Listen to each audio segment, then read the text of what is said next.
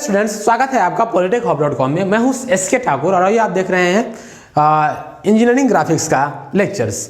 Students, आप engineering graphics को समझने के लिए मैं आपको इससे पहले लेक्चर में 10 इंस्ट्रूमेंट के बारे में बता चुका हूं और मैं आज उसके बाद कंटिन्यू करने जा रहा हूं। तो 10 इंस्ट्रूमेंट जो है उसमें से 11वां जो इससे पहले लेक्चर में मैंने इसके बारे में बताया था, नहीं रोलर स्केल के बारे में बताया था। अब मैं बताऊंगा स्टूडेंट्स ड्राइंग पिन्स क्या होता है, क्लिप्स एंड एडहेसिव टेप्स क्या होता है।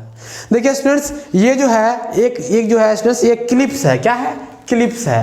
और ये टेप है। क्या है? टेप। और ये क्या है? पिन है। देखिए स्टूडेंट्स, इन सभी चीज का इस्तेमाल करते हैं हम लोग है ना, ड्राइंग शीट को फिक्स करने के लिए। क्या करने के लिए? ड्राइंग शीट को फिक्स करने के लिए ड्राइंग टेबल के साथ। सपोज कर लीजिए कि ये आपका जो बात है, सपोज कर लीजिए कि मैं आपको एक चीज दिखाना चाहता हूं अभी, है ना।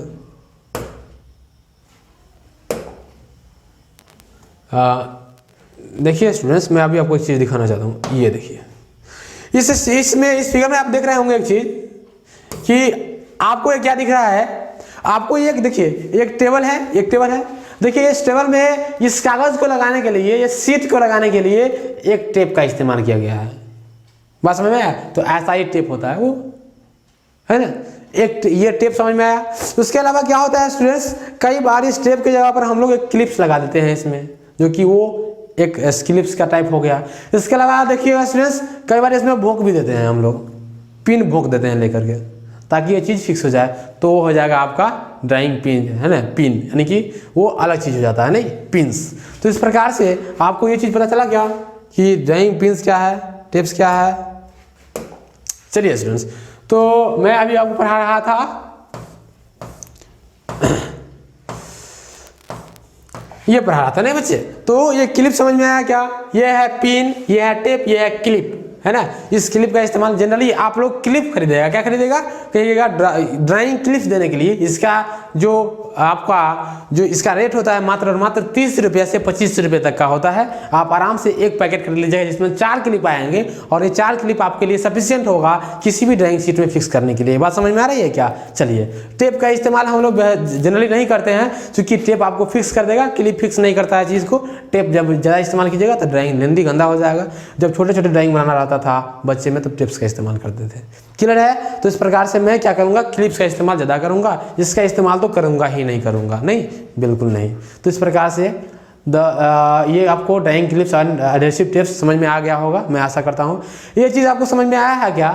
आपका जो इंस्ट्रूमेंट बॉक्स होता है, इंस्ट्रूमेंट बॉक्स में जब आप खरीदने जाइएगा तो दुकान सब में देखते रहिएगा कि ABCD वाला क्या है, एक प्रकार का है ना, प्लास्टिक के रखने रहता है, नहीं, जिसमें ABCD वाला छेद रहता है ना, ABCD वाला छेद रहता है। तो उस चीज़ का इस्तेमाल हम लोग करते हैं। इसको हम लोग बोलते हैं लेटरिंग टेम्पलेट। क्या बोलते हैं? लेटरिंग टेम्पलेट, जिसमें ABCD लिखा हुआ है, नहीं। और देखिए इसमें कर्सिव लिखा हुआ है। उसके अलावा रोचक बात तो ये है बच्चे कि ये टेम्पलेट जो है ना, ये जो दिख रहा है, जो जहाँ जहाँ व्हाइट आपको दिख रहा है, वो सब क्या है? वो सब एक छिद्र है।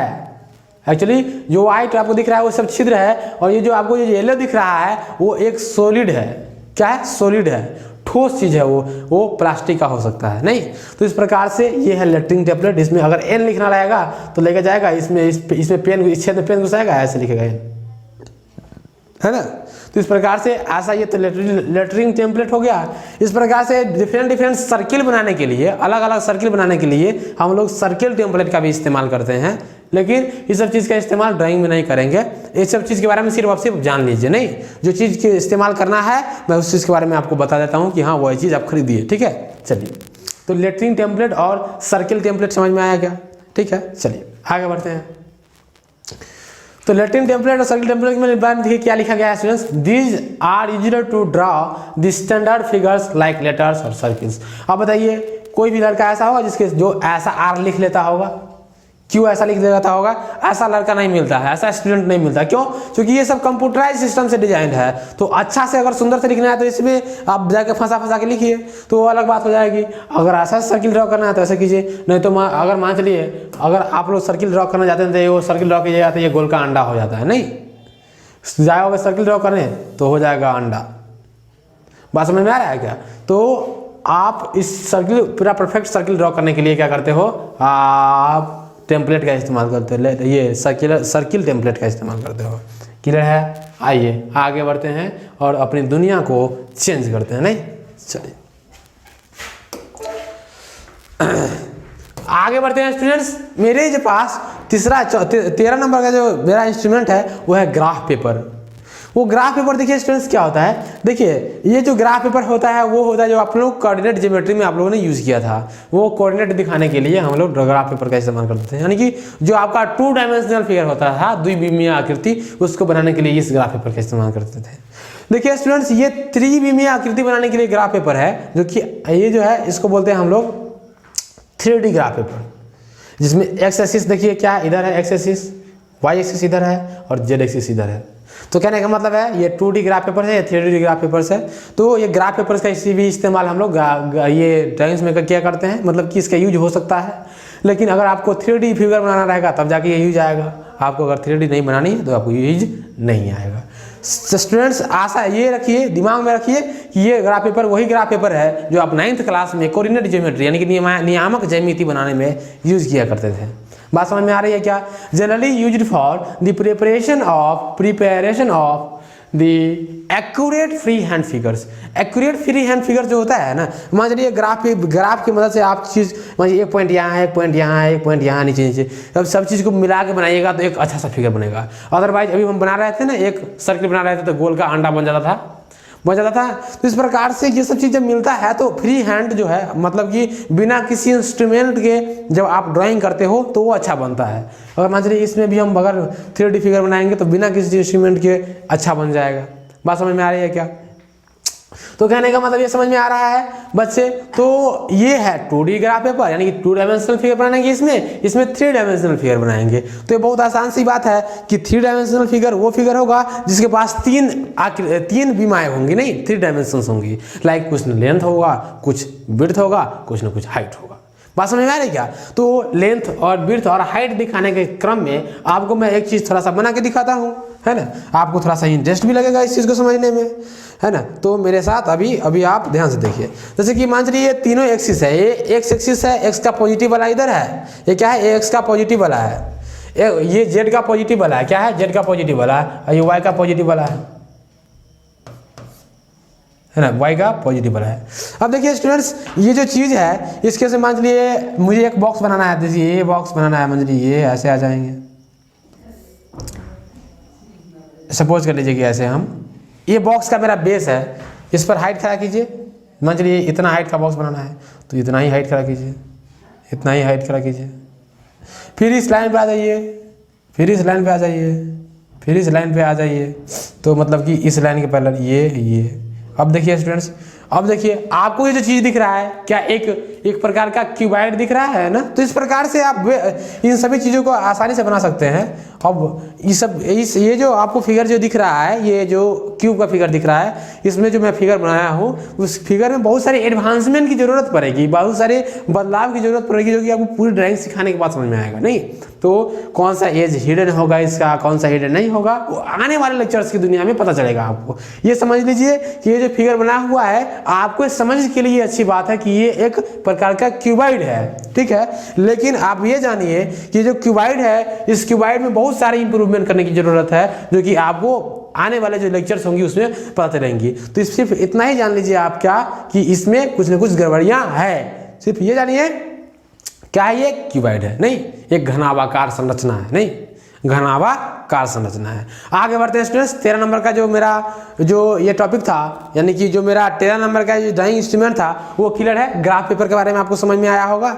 और इस केस में देखिए मान चलिए कोई एरिया बनाना है, 2D ग्राफ पेपर का यूज क्या होता है, एक पॉइंट यहाँ है, एक पॉइंट यहाँ है, दूसरा पॉइंट यहाँ है, तीसरा पॉइंट यहाँ है।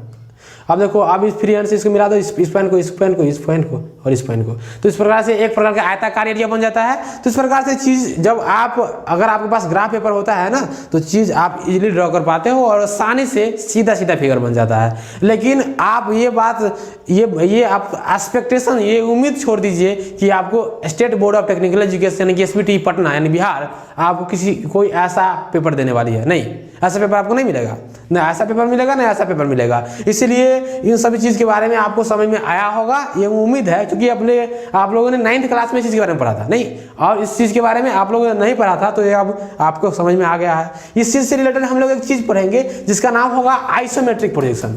क्या नाम होगा बच्चे? Isometric projection. और आइसोमेट्रिक प्रोजेक्शन की दुनिया में हम लोग इसका एप्लीकेशन देखेंगे, है ना। आइसोमेट्रिक प्रोजेक्शन की दुनिया में हम लोग इसका एप्लीकेशन देखेंगे, ठीक है। तो ये 3D ग्राफ पेपर का यूज वहाँ हो सकता है कि हम लोग कर लें, लेकिन मैंने अभी आपको कहा कि आपको जो बोर्ड आपका जो SBT है वो आपको एक ड्राइंग शीट देगी, ग्राफ पेपर नहीं देगी। तो इसीलिए ज़रूरी है कि ड्राइंग शीट के बारे में आपको ज़्यादा हम बताएंगे, ग्राफ पेपर के बारे में बताएंगे लेकिन कम बताएंगे। बात समझ में आ रही है? तो इस प्रकार से क्लियर है ग्राफ पेपर। आगे बढ़ते हैं, ठीक है। चलिए देखिए स्टूडेंट्स, जो आपका नेक्स्ट इंस्ट्रूमेंट है वो क्या है? इरेजर है। इरेजर करने का मतलब होता है मिटाना। आप लोग जानते हैं देहाती भाषा में मिटाना क्या होता है। कहने का मतलब है रबर। तो रबर जो होगा स्टूडेंट्स, इरेजर, उसका इस्तेमाल हम लोग चीज़ को मिटाने के लिए करते हैं। कोई लाइन ड्रॉ किए कर दी, अगर मान लीजिए लाइन हमको मिटाने की जरूरत पड़ेगी तो हम मिटाएंगे इरेजर की मदद से। लेकिन क्या जो पहले हम लोग प्रयास करते हैं कि हमारा ड्राइंग गलत ना हो, क्योंकि आप ड्राइंग को मिटाइएगा तो क्या होगा कि ड्राइंग मिटाने के वक्त क्या होगा कि आपका जो इरेजर है, इरेजर अपना कुछ ना कुछ इंप्रेशन छोड़ देता है आपका, है ना, अपना कुछ ना कुछ छाप छोड़ देगा ड्राइंग शीट के ऊपर, जो कि आपको ड्राइंग को भद्दा देखने के लिए मजबूर कर देगा। बस समझ में आया क्या? तो इसलिए हम लोग चाहेंगे हमेशा कि इरेजर ऐसे इस्तेमाल करें तो जिसमें एक मैनर हो, एक तरीका हो। जैसे कि सपोज कर लीजिए कि मान लीजिए कोई लाइन ड्रॉ किए हैं और वो लाइन गलत हो गया, तो उस लाइन को हम लोग कैसे मिटाएंगे ताकि मेरा जो ड्राइंग गंदा नहीं होगा, इस चीज़ को सीखिए। तो ये तो आप लोग यूज़ करते होंगे, बहुत सारा बच्चा तो इसको खा भी जाता है नहीं। तो देखो ये ये जो है मेरा कलरफुल इरेजर है नहीं। तो चलो अब ये समझते हैं कि जो इरेजर है मेरा, इरेजर का यूज़ हम लोग कैसे करेंगे ताकि मेरे ड्राइंग शीट पर कोई इंप्रेशन नहीं आएगा। सपोज करो कि ये मेरा एक लाइन है, क्या है? एक लाइन है जिसको मिटाने की जरूरत पड़ गई। देखो इस लाइन को ड्रॉ करने के लिए मुझे इस डायरेक्शन से इस डायरेक्शन में जाना पड़ा है, मतलब कि मेरा जो पेंसिल का मूवमेंट था कुछ ऐसा था। तो काम क्या करना, इरेजर लेना और इरेजर का मूवमेंट भी इसी डायरेक्शन में ऐसे करना, है ना। ऐसे ऐसे नहीं करने लगना। बस समझ में आएगा? अगर ऐसे ऐसे करोगे इरेजर का मूवमेंट तो क्या होगा कि इसमें जितने भी काला काला काला काला पार्टिकल होता है पेंसिल का, तो सारा जगह फैल जाएगा। बस में आया क्या? तो इसीलिए स्टूडेंट्स हम लोग ऐसे मिटाएंगे, जैसे जिस प्रकार जिस डायरेक्शन में लाइन खींचे हुए हैं उसी डायरेक्शन में मिटाएंगे। तो क्या होगा स्टूडेंट्स, कम मेरा ड्राइंग जो होगा मेरा कम भद्दा दिखेगा। स्टूडेंट्स इसीलिए पहले तो प्रयास करो कि ड्राइंग मेरा गलत ना हो, और उसके बाद गलत हो तो इसको मिटाने का सही तरीका क्या है आपको मैंने ये बताया, ठीक है। इरेजर के बारे में आप लोग जानते होंगे, है ना। और पता नहीं इरेजर का यूज बहुत सारे लोग करते हैं और बहुत सारे लोग यूज करते हैं। उस केस में इसका यूज बहुत सिंपल हो चुका है, इसमें कोई भी ज़्यादा कंसेप्चुअल बात है नहीं। It is made of rubber and used to erase the lines को इरेज करने में इसका इस्तेमाल किया जाता है। लेकिन फिर भी आपके दिमाग में ये चीज़ होगा कि सर ये क्या है, इसका नाम देखिए। ये तो होगा आपका सिंपली इरेजर जो है, ये जो है आपका एक सिंपल इरेजर है जिसका यूज आप लोगों ने अभी तक देखा था। इसको बोलते हैं बच्चे हम लोग इरेजर शील्ड। क्या बोलते हैं? इरेजर शील्ड बोलते हैं। देखो ये इरेजर शील्ड क्या होता है, देखिए जैसे कि मैंने अभी थोड़ा देर पहले आपको बताया था लेटरिंग टेम्पलेट के बारे में। तो लेटरिंग टेम्पलेट जो होता है उसमें क्या करते हैं हम लोग, ऐसा छेद रहता था उसमें हम घुसा के पेन घुसा के लिखते थे, है ना, जिसमें ABCD रहता था।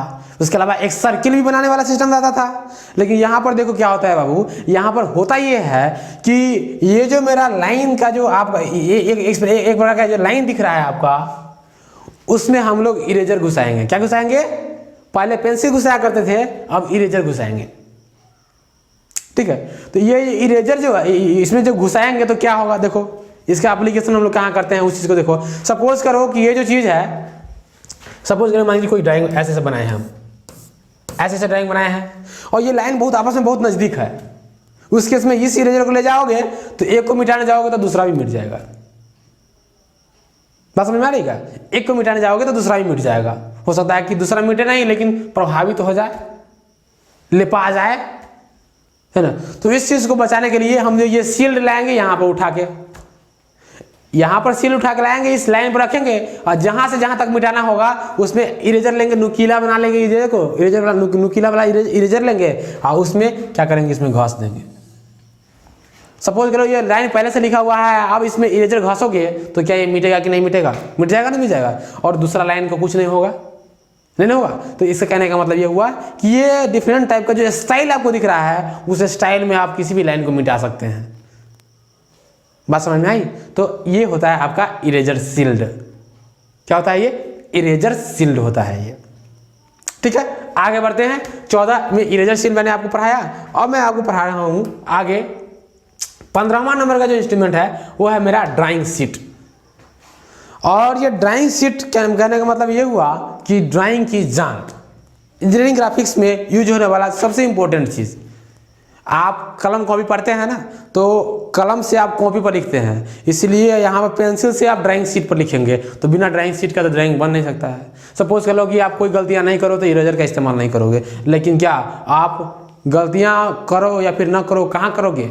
तो ड्राइंग शीट पर ही नहीं करोगे। कहने का मतलब ये हुआ कि ड्राइंग शीट एक इंपॉर्टेंट पार्ट हो जाता है ड्राइंग बनाने का, है ना। तो ड्राइंग शीट को समझते हैं क्या क्या। ड्राइंग शीट के बारे में जो क्या है, एक प्रकार का कागज होगा। क्या होगा? एक कागज होगा जिस पर हम लोग चीज़ को लिखेंगे। जैसे कि मान चलिए मुझे बिल्डिंग का ड्राइंग बनाना होगा या फिर मुझे किसी क्यूबिकल ब्लॉक का ड्राइंग बनाना होगा, चाहे कोई भी पेपर्स का ड्राइंग बनाना होगा, कोई भी काम करने का ड्राइंग बनाना होगा, तो उसको हम लोग कहाँ परफॉर्म करेंगे? ड्राइंग शीट पर के ऊपर ही परफॉर्म करेंगे। बात समझ में आ गई क्या? तो ड्राइंग शीट के बारे में जानना जरूरी है। तो स्टूडेंट्स देखिए, जो ड्राइंग शीट क्या होता है, आपका वो भूजा खाने वाला पेपर नहीं होता है, आपका जो पढ़ते हैं वो पेपर नहीं होता है। मतलब कि आपका ये डल क्वालिटी का पेपर नहीं होता है, ये एक अच्छे क्वालिटी का पेपर होता है, जिसके पास जो कुछ ना कुछ मोटा भी होता है ना। तो ड्राइंग शीट क्या होता है? कुछ ना कुछ मोटा भी होता है, तो उसमें कुछ ना कुछ थिकनेस होती है, वो स्ट्रेंथफुल होता है। इतना स्ट्रेंथफुल नहीं होता है कि मतलब कि अब उसमें कलम भोंकेगा तो नहीं भोंकाएगा, भोंका जाएगा, मतलब कि कलम से उसमें छिद्र हो जाएगा, है ना। सिंपल है। तो स्टूडेंट्स ये चीज़ आपको समझ में आएगा। अब देखिए ड्राइंग शीट का डिफरेंट साइज भी होता है। नहीं, ड्राइंग शीट का क्या होता है? डिफरेंट साइज होता है, अलग अलग साइज में ड्राइंग शीट पाए जाते हैं, है ना। तो ड्राइंग शीट का फिगर देखना चाहोगे? ड्राइंग शीट का फिगर चलो दिखाता हूँ मैं। ड्राइंग शीट का फिगर देखो, ड्राइंग शीट जो होता है बच्चे, ड्राइंग शीट का जो फिगर होगा वो ये देखो ये क्या है? ये जो चीज़ है, जो व्हाइट पेपर जो दिख रहा है, this is the drawing sheet. क्या है? ये ड्राइंग शीट है। इस ड्राइंग शीट पर देखो ब्लॉक बनाया गया है ना। बात समझ में आ रही क्या? देखो ये तुम्हारा इरेजर रखा हुआ है कि नहीं रखा हुआ है, मैं इसी के बारे में बता रहा था उस समय से। अब देखो ड्राइंग शीट जो होगा, ये जो ड्राइंग शीट, इस ड्राइंग शीट पर हम सारा कंस्ट्रक्शन करेंगे। अब इसका जो साइज होता है डिफरेंट होता है, अलग अलग साइज होता है ना। तो अलग अलग साइज को लेकर के हम लोग ड्राइंग बनाते हैं। क्या करते हैं स्टूडेंट्स? अलग अलग साइज। मान चलिए आपको छोटा ड्राइंग बनाना है तो छोटा बड़ा ड्राइंग शीट यूज कीजिए, बड़ा बनाना है तो बड़ा ड्राइंग शीट यूज कीजिए। तो स्टूडेंट्स आपको ड्राइंग शीट पर कैसा ड्राइंग शीट पर परफॉर्म करना है ड्राइंग, आप उसके लिए टेंशन मत रखिए, क्योंकि आपको जो बोर्ड होती है वो खुद ड्राइंग शीट देती है ना। क्या करती है? बोर्ड आपका ड्राइंग शीट देती है एग्जामिनेशन में बनाने के लिए। आप अगर आसपास में जो ड्राइंग शीट खरीदने जाओगे तो आप कहना है दुकानदार को कि मुझे ड्राइंग शीट चाहिए, आपको आराम से वो आपके टेबल के साइज का ड्राइंग शीट दे देगा। ठीक है स्टूडेंट्स। सो आप ये जानो पहले कि ड्राइंग शीट होता क्या है। ये एक प्रकार का व्हाइट कागज होगा जिसके पास इसको कुछ ना कुछ स्ट्रेंथ होगा, नहीं है ना। और ये क्या होगा स्टूडेंट्स? डिफरेंट साइज में अवेलेबल होगा, जिस पर हम लोग ड्राइंग परफॉर्म कर सकते हैं। इसके अलावा इसके बारे में और चीज़ जानने की जरूरत नहीं है, क्योंकि आप इसके साथ है ना एज ए फैमिलियर हो जाएंगे स्टूडेंट्स। फैमिलियर रहने का मतलब क्या है कि इसके बिना आपका काम ही नहीं चलेगा, तो इसके बारे में खुद ब खुद पूरी जानकारी आपको मिल जाएगी। तो हो गया स्टूडेंट्स, वो हो जाएगा आपका ड्राइंग शीट्स। नहीं तो ये जो चीज़ समझ में आया क्या? देखिए A0 साइज का ड्राइंग शीट आता है डिजाइन, ये इसमें मार्केट में A1 साइज का आता है ना, A2 साइज का आता है, A3 साइज का आता है, A4 साइज का आता है। ये सारे के सारे ड्राइंग शीट्स के साइज हैं। जो साइज का जो साइज इतना बड़ा होगा उसको A0 बोलेंगे, इतना बड़ा होगा A1 बोलेंगे, इतना बड़ा होगा A2 बोलेंगे। तो इस प्रकार से जो है ड्राइंग शीट जो है A4 जो होता है स्टूडेंट्स, वो होता है जो पेज पर आप लोग लिखते हो ना, वो A4 साइज पेपर होता है। क्या होता है? A4 size paper. जो सेंचुरी पेपर होता है, सेंचुरी पेपर, वो A4 साइज पेपर होता है। ठीक है। तो इस प्रकार से स्टूडेंट्स आपको ये चीज़ समझ में आया होगा, मैं आप ये आशा करता हूँ। ठीक है स्टूडेंट्स, तो ड्राइंग शीट के बारे में जो है it is a good quality paper on which drawing work is perform, clear है ना। इंडियन स्टैंडर्ड देखिए IS 10711/1983 gives various size of drawing sheets as in table below. अब एक चीज है ना, पेट में दर्द कर सकता है आप लोगों की, सर जी ये IS 10711/1983 है क्या? देखिए स्टूडेंट्स, ये इंडियन स्टैंडर्ड का एक कोड है। क्या है? कोड है।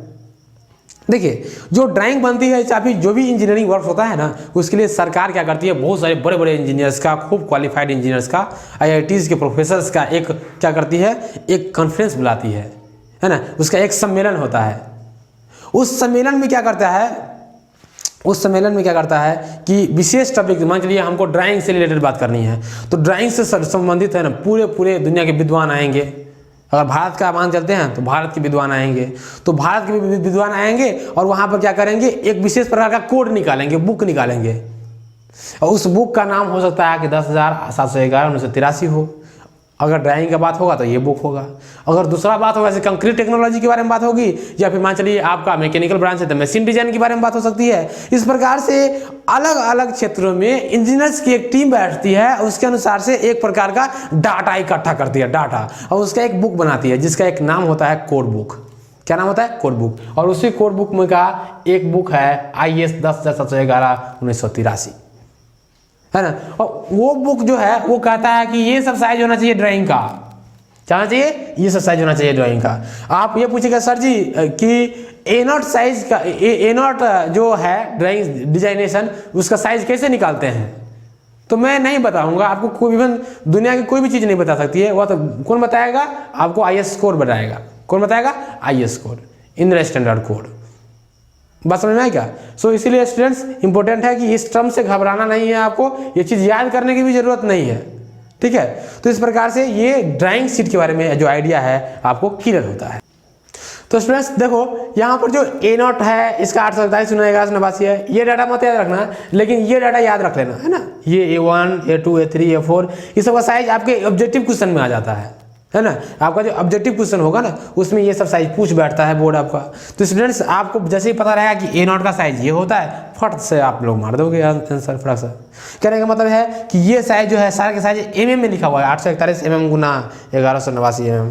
एक चीज़ और आप लोग जान लो कि ड्राइंग की दुनिया में कहीं भी अगर मान चलिए 10 लिखा हुआ है और उसके साथ कोई भी यूनिट नहीं लिखा हुआ है, तो 10 mm होगा। क्या होगा? MM होगा। MM एक प्रकार का डिफॉल्ट यूनिट यूज किया जाता है ड्राइंग की दुनिया में, है ना। चाहे कहीं भी आप चले जाओ, अगर मान चलिए कोई ड्राइंग शीट पर इस प्रकार से ड्राइंग बनाया गया है, तो उसमें है ना ये कोई साइज नहीं लिखा गया है, तो उसका साइज क्या होगा? किस में होगा? MM में होगा। बात समझ में आ रहा है क्या? तो 1200 है तो 1200 mm, 100 है तो 100 mm। तो सिंपल सी बात है। तो ड्राइंग शीट के साथ क्या होगा, अगर मान लीजिए कोई साइज, कोई यूनिट नहीं लिखा गया है, तो उसको MM में हम लोग डील करते हैं। क्लियर है? बात समझ में आ गई क्या? इसलिए स्टूडेंट्स ये सारे के सारे साइज याद रख लो। अब बात है स्टूडेंट्स नेक्स्ट ड्राइंग पेंसिल्स, और उसके बाद स्टूडेंट्स देखिए मैं आपको अब बताऊंगा ड्राइंग पेंसिल्स के बारे में, जो कि आने वाले लेक्चर में बताऊंगा स्टूडेंट्स। इसके बारे में हम लोग ब्रॉड आइडिया लेंगे, है ना। तो बने रहिए हम लोगों के साथ। धन्यवाद।